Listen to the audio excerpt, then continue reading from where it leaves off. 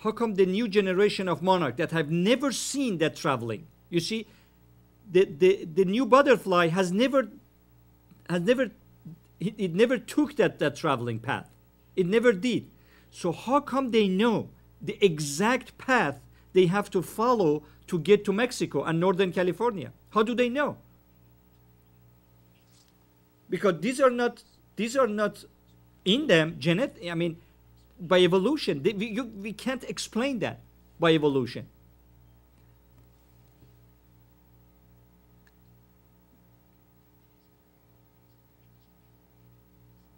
So that means those butterflies, they have been created with this very specific ability to follow the path as the path that the Quran explains about the honeybee. So for every single of those creations, there is a path that they need to follow with submission, submissively, as it says in the Surah Naml, ayah 68 and 69.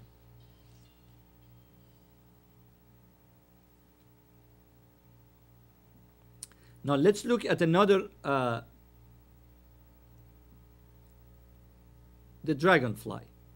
Let's look at the dragonfly and the amazing mechanism that exists in this creature.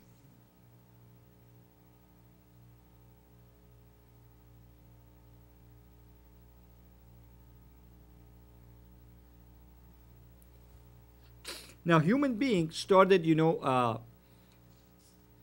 engineering of flying not longer than, 100 years ago. And the technology of flying is changing, every year, because new technology and new design are coming into our airplane. Now, the newest design that we have today, which are the warplanes, which have the most amazing, technologies in them, compared to the dragonfly, they are nothing. Their technology is like non-existent compared to the dragonfly.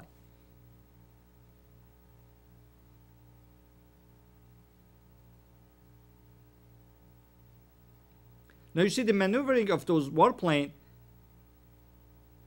it's very limited, extremely limited. Because as soon as they reduce speed, they cannot maneuver anymore. They can just maneuver at high speed. Or the helicopters. You see, the helicopters, they can have a little bit, more easily, freedom in motion than the airplanes, but their motion, the fastness in their motion is very limited. So the warplanes, they go fast, but they are motion limited. The helicopter is more motion free, but they are very reduced speed. But if we're going to look at the technology of dragonfly, and you would see the amazing technology in this creation. Now this little animal, this little insect, the technology that it has for flying surpass every single technology that the human being right now has for flying.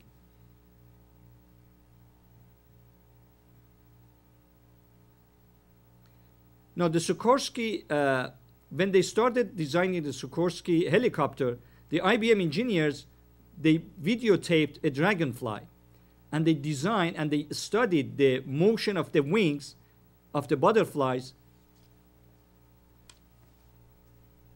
to design the Sikorsky model of helicopter.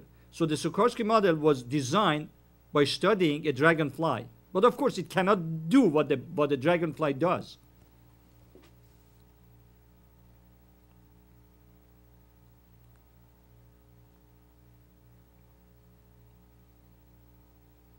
Show the video, please. Now, these are the wings. Now, the design in the wings of a dragonfly, it's inimitable. You cannot imitate that design. Scientists they have tried to copy this technology for their warplane and helicopters, but they can't do it. It's just impossible for our technology to imitate such a thing that the dragonfly has.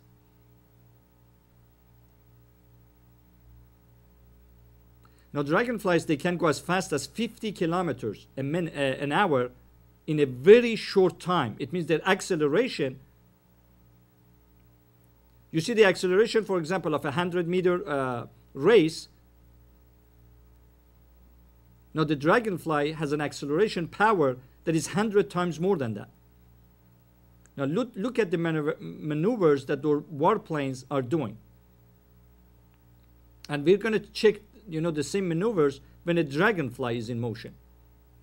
And you'll see how amazing that is. Now, don't forget that those warplanes, they have a pilot.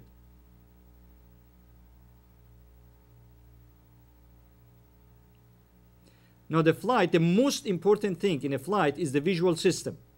And sometimes even the human eye is not strong enough, you know, to analyze all those data that are coming from the visual system.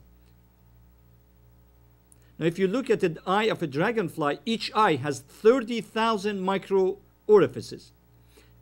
And each little orifice has a double lens system. So 60,000 orifices are giving information to that dragonfly, and each hole has a double lens system. And all this information is going to the brain, so the dragonfly can fly without ever hitting something. Now look at this dragonfly going toward the car. Now the dragonfly's amazing ability is that it doesn't change direction for long before. It changes direction as soon as it gets close to the car. Now, if there are two things, you know, the amazing thing about that dragonfly, let's say this eagle is coming and want to get that dragonfly, and the car is coming from the front. So that means the dragonfly has to analyze all this data. That means it has to avoid that hunter and has to avoid the windshield. And it does it perfectly.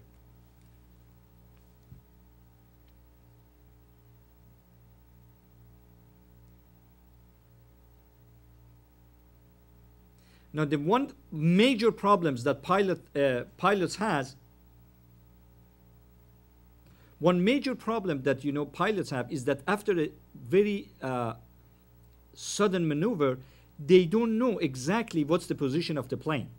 Okay, so that's the reason the computer has to do that for them, because the brain is so much shaken, you know, because of the G of the G effect, that they can't do it. Now, let's look now at the dragonfly and see how amazing is the system in the dragonfly. So at every microseconds, the dragonfly knows exactly what position his wings are at.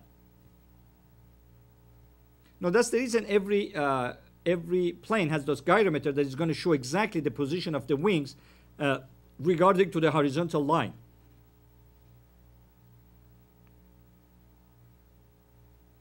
Now, the dragonfly has exactly the same system.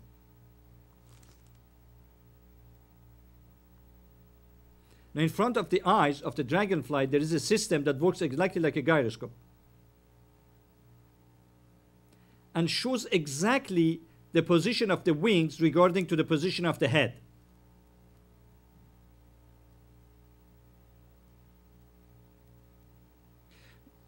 Now, the motions, you know, anytime that the dragonfly is changing directions, the hair, the difference of direction between the hair in the head and the hair in the body, this difference in the direction is going to go to his brain, and he's going to know exactly what angle he has moved. So that's the reason dragonfly, with all amazing maneuvers that it can give, it never loses direction, not even a 1/100th of a degree.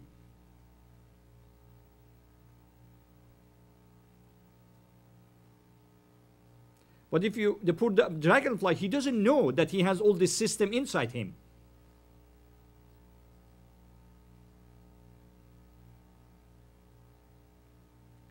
Even today, scientists and engineers are still using the dragonfly system and model and put it in the computer to try to improve their flying machines.